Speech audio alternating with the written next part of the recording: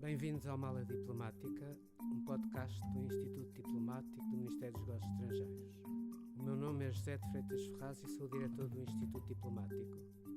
Neste espaço vamos conversar com diplomatas e outras pessoas ligadas à política externa para conhecer melhor tanto as suas experiências de vida como diversos temas da política internacional. Neste episódio do Mala Diplomática, vamos falar do concurso para a carreira diplomática que deverá abrir em breve. Este concurso atrai sempre um grande número de jovens que querem seguir a carreira diplomática. Recordo que em janeiro de 2022, o concurso para a DIGES da Embaixada foi igualmente tema do 6º episódio deste podcast. Nessa altura, abordou-se a natureza do trabalho dos diplomatas e as competências relevantes para o exercício dessas funções. Quem estiver interessado deve ouvir ou voltar a ouvir o podcast número 6. Hoje vamos falar do concurso e temos connosco o David Santos, um jovem diplomata que entrou para a carreira no último concurso. O David tem um percurso profissional interessante, um percurso que seguiu antes de entrar para o Ministério. Ele teve experiências profissionais em embaixadas portuguesas e estagiou na nossa embaixada no Cairo, estagiou em Nairobi e também fez um estágio no Alto Comissariado das Nações Unidas para os Refugiados, em Luanda. David Santos, bem-vindo ao Mala Diplomática. Senhor Embaixador Freitas Ferraz, é um prazer e muito obrigado por me receber neste episódio. Muito obrigado. O concurso para a DIGES de Embaixada é o concurso mais difícil da função pública portuguesa. Por se tratar de um longo processo, devido à exigência das provas e pelo elevado número de candidatos face às vagas existentes. Começo por lhe perguntar pela sua experiência pessoal e qual a opinião que tem sobre o concurso que acabou por culminar com a sua entrada aqui no Ministério. Muito obrigado. De facto, é um concurso bastante longo. Eu creio que o concurso em que eu entrei, que foi o último, aberto no dia 28 de dezembro de 2021, teve a duração total de cerca de 10 meses. Portanto, só para os nossos ouvintes terem uma ideia de quais são as diferentes fases do concurso, o concurso começa com uma prova escrita de português, à qual se segue no mesmo dia, em princípio, uma prova escrita de inglês. Depois, de facto, os resultados saem, nos quais teremos que ter, em princípio, sempre acima da nota 14, e passado um determinado período de tempo, somos novamente chamados a realizar a prova de francês e a prova escrita de conhecimentos. Portanto, estas são as primeiras 4 fases pela qual, em princípio, a maior parte das pessoas passará. Depois, findo a prova escrita de conhecimentos, somos chamados, e aí pela primeira vez entramos no Ministério e temos esse impacto de conhecer os membros do júri para a prova oral de conhecimentos. Se passarmos na prova oral de conhecimentos, e repito, temos de ter sempre acima desses 14 valores, e eu espero que o próximo concurso mantenha estes valores para não estar aqui a dar informações erradas, mas só para os nossos ouvintes e possíveis candidatos terem ideia, ao passarmos então essa última prova de conhecimentos oral, vamos então à entrevista final, onde nos medem de facto a vocação e onde estamos a dar o 6º e último passo para nos podermos tornar diplomatas ao serviço do Estado português. Mas diga-me uma coisa, que recomendações é que poderia dar a alguém que está também interessado e que se prepara para começar este processo no fundo, para entrar como candidato no Ministério dos Negócios Estrangeiros? E o que é que foi mais útil para si quando se preparou para o concurso? De facto, eu durante a totalidade do concurso estava a trabalhar e, portanto, tive alguma dificuldade na gestão do tempo. Aproveitava para estudar sempre após o meu trabalho e aos fins de semana. E cheguei, inclusive, a tirar algumas férias. E eu acho que seria útil dar alguns... Eu tenho algumas recomendações concretas que para mim foram úteis, poderão ser ou não para futuros candidatos.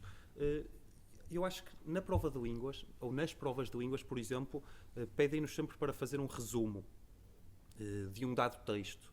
Portanto, eu creio que ser importante adquirirmos uma técnica para resumir, sabermos como fazer esse resumo, como captar informações-chave e como estruturar o texto. Creio que isto pode ser um trunfo. Depois, e acho que esta recomendação me parece óbvia, mas de facto alguns dos textos da prova de português, aquela que é talvez a mais difícil, exigem uma grande concentração na sua interpretação. E eu creio que essa concentração pode ser treinada. Nós temos muitos textos, por exemplo, de autores da geração de 70, de facto difíceis de deslindar, e creio que a priori alguma leitura nos pode facilitar extrair informação e a compreensão dos textos. E temos também online justamente todas as provas dos últimos anos. Portanto, as pessoas podem também ver o tipo de perguntas que são feitas, não é? Exatamente, eu creio que isso é um grande acervo que facilita muito perceber as tendências das perguntas, o que é que saiu e o que é que não saiu. De facto, um excelente exemplo é acompanharmos os temas atuais da agenda internacional. Claro, Seja, por exemplo, através de podcasts, de que o Mala Diplomática é um excelente exemplo, e aí conseguirmos depois rapidamente darmos uma visão mais moderna, uma interpretação talvez mais correta dos tópicos que são postos a concurso. Então, para si, no fundo, as provas escritas, a prova de português foi a mais difícil, é isso? Talvez a prova de português tenha sido a mais difícil, sim, porque de facto há questões que nos deixam com grande dúvida. Depois, na prova de conhecimentos, na prova escrita de conhecimentos, a pessoa pode há 3 temas e os candidatos escolhem 2 para responderem, sendo o terceiro que fica para a prova oral. Muitas vezes ouve-se as pessoas a falar de abordagens, de estratégias que utilizaram para escolher o tema que iriam, no fundo, apresentar na prova oral. Qual foi a sua tática? A minha tática passou inicialmente, de facto, por deixar para a prova oral, se passasse a prova escrita de conhecimentos, o tópico em que estaria mais à vontade para falar. Não necessariamente às vezes para escrever, e é preciso ter essa nuance em conta. No entanto, acabei por não seguir exatamente essa estratégia inicial, porque confrontado com as perguntas, reparei que portanto, eu decidi escrever sobre direito internacional e direito da União Europeia, que seria o que eu estava menos confortável, e depois iria deixar História, Relações Internacionais e História Diplomática Portuguesa para a oral. No entanto, como notei que havia uma pergunta à qual eu saberia responder e poderia assim aumentar as minhas chances de passar, decidi então deixar a área da política económica e de relações económicas internacionais para a prova oral. E foi uma aposta ganhadora. Creio que sim, que correu bem, Sr. Embaixador. Sim. Olhando para o seu percurso profissional, nós vemos que teve, de facto, sempre um interesse particular pelas relações internacionais, e eu digo isto por causa dos 2 estágios em embaixadas. Em que momento é que decidiu, ou em que momento é que decidiu que pretendia concorrer à carreira diplomática? Eu creio que o momento mais importante terá sido quando terminei a minha licenciatura em Ciências Políticas e Relações Internacionais e decidi candidatar-me a um estágio PEC-MNE. E na altura coloquei como primeira escolha a Embaixada de Portugal no Cairo. Portanto, passado uns meses fui aceito e fui para a Embaixada de Portugal no Cairo, e tive uma experiência verdadeiramente enriquecedora, em que isso acontecerá, como verão, em muitos postos, devido ao reduzido número de staff e de funcionários. Temos a possibilidade de fazer uma míriade de trabalhos diferentes e somos chamados muitas vezes a ter que representar Portugal em situações que de outra forma não teríamos que o fazer. E, portanto, passei por uma série de experiências, das quais me lembro, por exemplo, uma reunião na Liga Árabe, ou ir antes com o protocolo à inauguração do novo canal do Suez, nos dias anteriores à inauguração, que coincidiu com a minha presença lá. Ou de facto ir às reuniões da delegação da União Europeia. Portanto, acho que foi muito interessante essa abertura que pude ter ainda em tão tenra idade e que acho que moldou a minha motivação. Claro. Portanto, recomenda a realização de um estágio numa embaixada a alguém, a um estudante universitário que esteja a pensar em concorrer à carreira diplomática. Sim, recomendo vivamente. Claro. E por outro lado, essa experiência que teve nas 2 embaixadas em que esteve, também a sua experiência em Luanda, facilitaram um pouco a sua integração no Ministério ou não? Talvez tenham facilitado. Sim. Em primeiro lugar, nós tivemos de facto uma formação muito boa mal entramos no Ministério, que creio ter sido o mais crucial para a nossa preparação. De qualquer forma, a maneira como escrevemos, de nos dirigimos às pessoas, os contactos que temos e não só percebermos o que é estar, digamos, agora que estamos nos serviços internos, já sabermos o que era estar nos serviços externos, ajuda a compreender melhor o trabalho. Sim. Claro. Mas no seu caso, passou também pelo Alto Comissariado das Nações Unidas para os Refugiados, quando esteve em Angola. Alguma vez pensou também numa carreira internacional? Na altura pensei, porque de facto sou creio um defensor do multilateralismo, e a experiência que tive no Acnur em Luanda foi muito recompensadora. Pude de facto participar no trabalho diário do Acnur, na sua coordenação com o governo angolano, ONGs, outras agências da ONU, parceiros locais. E ao mesmo tempo também tive o privilégio de conhecer a comunidade refugiada tanto em Luanda como em Viena e portanto gostei bastante, mas no entanto, e como disse ao senhor embaixador, creio que desde o estágio no Cairo que via o ingresso no MNE como o meu desidrato. E de facto penso que constituir esta carreira ao serviço do país seria o que preencheria mais as minhas ambições profissionais. Claro. Não, trabalhou também na privada. Trabalhou no Banco Internacional aqui em Lisboa. Quando fez a escolha de concorrer à diplomacia em detrimento, digamos, de uma carreira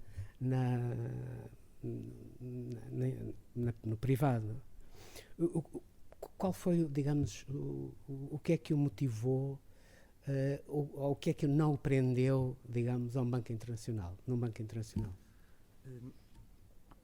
Eu, claro, tive uma experiência que considero muito positiva no setor privado, com uma lógica de trabalho distinta, maiores flexibilidades de horário e numa área que me satisfazia e na qual eu via progresso, digamos, na escada do mundo corporativo. No entanto, e devido mesmo a essa minha vontade de me tornar diplomata, dei por mim muitas vezes a perguntar qual era o impacto que tinha o meu trabalho e a perguntar-me em que é que culmina o trabalho que eu estou aqui a fazer para aquilo que eu me via a fazer e, portanto, não consegui encontrar uma resposta imediata. Claro. E a verdade é que desde que o concurso abriu, e, portanto, foi um período de cerca de 10 meses em que me mantive a trabalhar, ia mantendo essa chama acesa e a minha motivação ia crescendo e veio, de facto, à tona a ideia de que aquela era a minha prioridade e, portanto, não consegui... Foi com alguma facilidade, apesar da excelente experiência de trabalho que tive, que abdiquei dessa experiência no setor privado. Sim.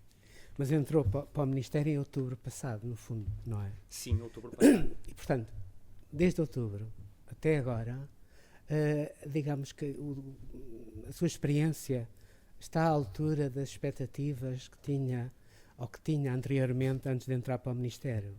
Existe uma visão diferente do que é a carreira diplomática agora que está mesmo no Ministério, agora que é adido?